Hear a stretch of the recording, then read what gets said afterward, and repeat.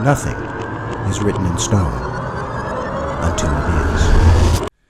This is the NBA Storyteller. I believe in a lot of NBA stories, well, a lot of human stories, but I also believe that a lot of these stories are embellished quite a bit, or simply simplified, condensed. Stories of historic events that were complex and porous through retellings and attempted summaries lose their complexity and lose its roughness. It loses a side. It loses many sides, and it gets smoothed over like a rock in a river over thousands of years. In some cases, the oversimplification of stories is 100% intentional. I'm actually working on a series about that. But sometimes the lies are not intentional. It's just simply laziness. Details are hard. Simple is simple. But this subject today is in the laziness category. Actually, it can be categorized in a second column too, the unintentional NBA life support category. Okay, hang with me. This is the part where I jump to seemingly a completely different topic, but then I tie it together in a few minutes. Hang on. When I say an NBA Finals Montage, do you know what I mean? Yeah, you got it. The Finals Montage is the little 2 to 5 minute video that the network that carries the NBA Finals runs towards the beginning of their broadcast. Usually it includes a summary of the current matchup, and then they break into one of these. The dramatic, clipped mashup of the best finals moments of all time, in all of history. These are the best. Some of the classic, indisputable moments that have defined the NBA and shaped our childhoods, and solidified our love for the game. As much as we love stats and figures, it's the moments that make us love. These things are so dramatic and so well done, I swear I've gotten a little bit emotional watching these. Honestly, it reminds me of being young, watching some of these Bulls championship runs with family members or whoever I would be spending time with as a child. It's just so nostalgic. And the all-time great announcers and calls with the pure peak excitement of that moment distilled in their voice. You sit there and follow along on the edge of your futon, calling out the ones you saw live and making the calls along with the announcer in your head. These moments are unarguably historic, and some of these clips are so important to the league that you must include them regardless of whoever is broadcasting this or whoever is undertaking the task of making the all-time finals montage. The producer, the editor, the director, the network. You must include things like at least one Kareem skyhook, the Jordan hand switch, the magic hug moment, the magic soundbite. But hang on with me, hang on.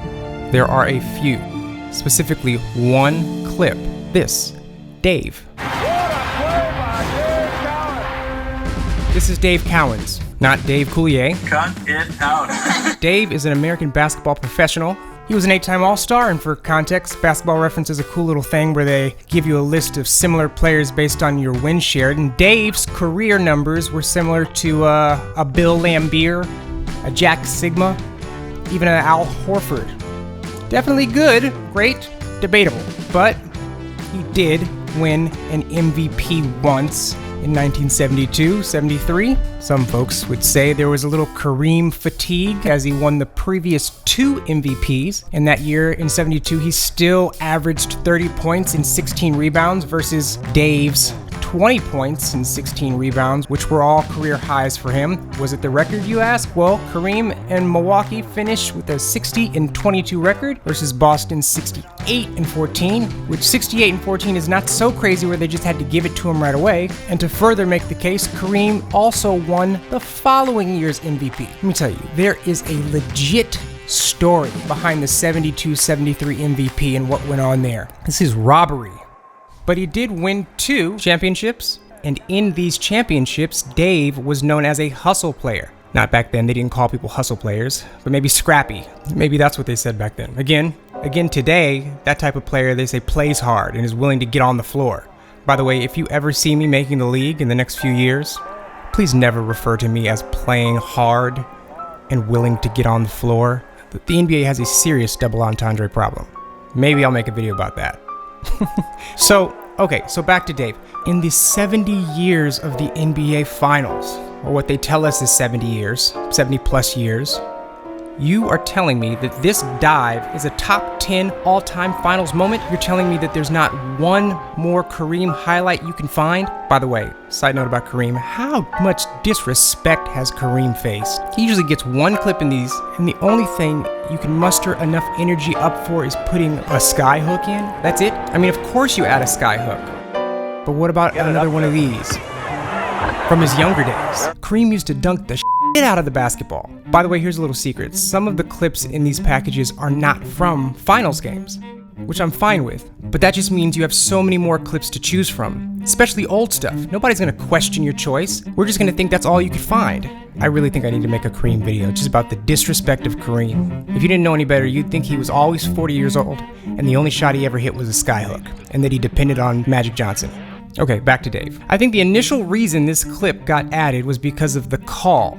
It's a great, crisp, concise call at the proper elevated tone, and it cuts really easily, meaning it doesn't trail into more words, he doesn't slur his words, and it stands perfect on its own, even identifying the player. Now that's key, that the announcer in the clip says the person's name. That makes it perfect for these montages. And it's not a made bucket. An all-time great, non-bucket making highlight is essentially the unobtainium of NBA video packages. Or maybe it's the adamantium, I don't know. That's why we see this clip, this Shaq dive to the floor. We don't see it so much in finals packages, but we see it in all the other ones throughout the season. And we see it for a lot of reasons. It's a perfect clip for editing. It even includes its own transition. When Shaq fills up the frame, it's a perfect transition that cuts into the next clip or even an end screen with graphics. Alright, hang on with me, this isn't all editing talk. It's also Shaq on the floor, and that's rare. But one problem is that he didn't even save the ball, which in theory is not a good reason to include it in a highlight reel. But it's all up to the editor's discretion. If you can cut before the turnover, then it's a perfectly good clip. It's not about what happened, it's about how this moment looks on camera and cuts into your sequence. It's like that Rodman clip or picture, which was also a turnover. That's the trick here. In a highlight package, you can do whatever you want. The calls you hear by the announcers, most of the time those calls absolutely did not happen at that moment. They pulled those calls from a later point or wherever and lay that directly on top of the highlight. The look away to Livingston. Jordan.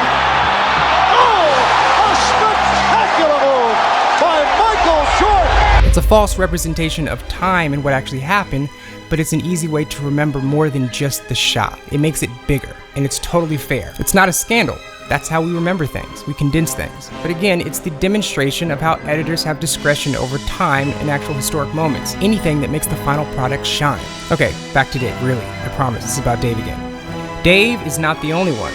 For some reason, we get this Larry Bird towel snap a lot. I mean, in this brand new world of bench reactions, this is what we continue to get.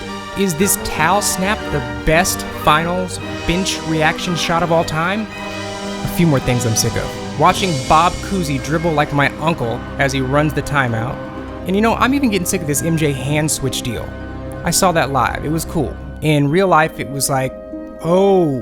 But then in slow motion, it was, oh shit. That clip is one of those clips that was given life in the slow-mo. Okay, let's keep this short. I propose a brand new all-time NBA Finals highlight montage, and this montage should immediately toss out 100% of the previously used clips. Why? Because the NBA is dense. Not dense like dumb, but dense like chock full of oats and nuts. We could even give Kareem the respect that he deserves as the dominant, powerful, dunk on people's head, zero respect for your mother type player. Hold on one second. This dunk right here, I need to see this again. Where is he jumping from? Good God, Kareem could fly. You know what one of Kareem's biggest problems was, and especially with his legacy? He didn't have enough good nicknames. There was just never any good nicknames that stuck. That helps a career. Anyway, also what helps a career is the press and the media, and I know he had a little bit of beef with the press. He wasn't that friendly, but the press has the ability to essentially erase you from history, and Kareem is a prime example. I mean, look at this. Kareem didn't even get his statue until 2012. Magic Johnson got his in 2004, and he said Kareem should have got his already. A sentiment Jerry West shared when he got his statue. I'm telling you, it is a goddamn tragedy what the pens and producers have done to Kareem's place in history. Okay, anyway, Honestly, the last person or network to do something categorically different was Bob Costas. Man, that guy Bob. Tonight would be for Clifford Ray and for Tom Boerwinkle, who struggled mightily but could never quite match up with the dominant centers of their era.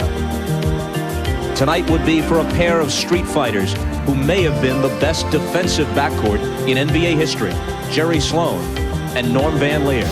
That dude Bob. And God bless it, I don't know a single name he mentioned here. It was like a history class with that professor you don't actually hate. It was enlightening.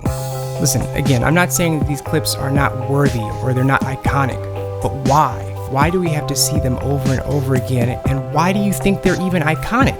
It's because we see them over and over again, because people won't shut up about them. People retell it, people write books about it, and they build a statue out of it. That's how something becomes iconic. It's rare that the moment in itself actually is instantly iconic. It's kind of like what they're trying to do with that LeBron block in the 2016 finals. You make up 40 feet, you make a defensive play, a defining moment in your career. Now, I'm not going to go on about that. Again, that's another video. But that was not the winning play or the last play. It happened with plenty of time left, and the score was still tied. To me, the only clip that would make the rounds as a standalone representation of this game would be this clip, obviously. Irving and Curry, one-on-one. Irving puts it up. It's good! Kyrie Irving from downtown! But the LeBron clip checks all the boxes for a most desired highlight clip for montages. Number one, it's star, your biggest star. Number two, it actually happened in the finals. Number three, very, very important, it's a non-bucket making highlight. They need those, and a terrific call that stands alone perfectly on its own. One more little side note here. I will be making a future video about the best calls and how those come about, and hopefully I'll have a known announcer with me to go over some of the do's and don'ts, and the wins and the fails.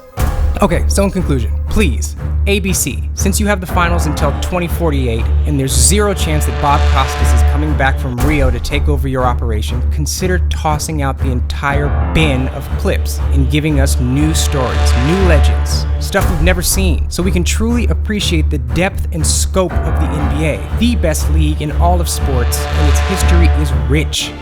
But you keep leaning on the same 8 clips and topics, and I'm getting sick of it. That's the entire reason this channel even exists, to tell the stories that are untold, to snatch the narrative out of your crusty old grasp and question why things are done the way they are, and wholeheartedly question what is real, what is fabricated, and discover, is there an entire NBA that has been lost and forgotten, buried under the setting dust cloud that includes Jordan mostly? Who controls the story you consume, and why do you trust them?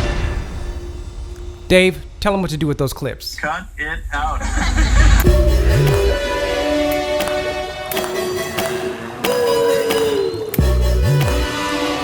The song of the humpback is something really beautiful.